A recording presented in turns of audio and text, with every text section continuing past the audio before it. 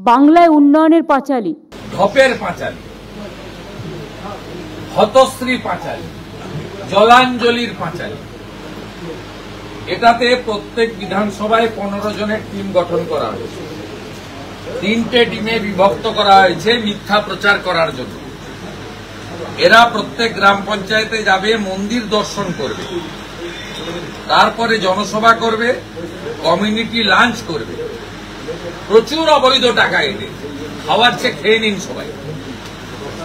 তারপরে একজন কর্মীর বাড়িতে ভিজিট করবে, সন্ধ্যাবেলা স্ট্রিট কর্নার হবে, তারপরে এলইডি ভ্যানের মধ্য দিয়ে মমতা বন্দ্যোপাধ্যায়ের পিসির প্রচার হবে, যে প্রচার বাস্তবের সঙ্গে কোনো সম্পর্ক নেই। মুখ্যমন্ত্রী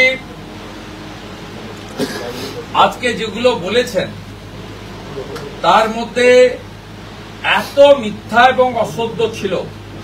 তিনি বলেছেন যে রাজ্যের জিএসডিপি হয়েছে 20,31,000 কোটি টাকা, সম্পূর্ণ মিথ্যা।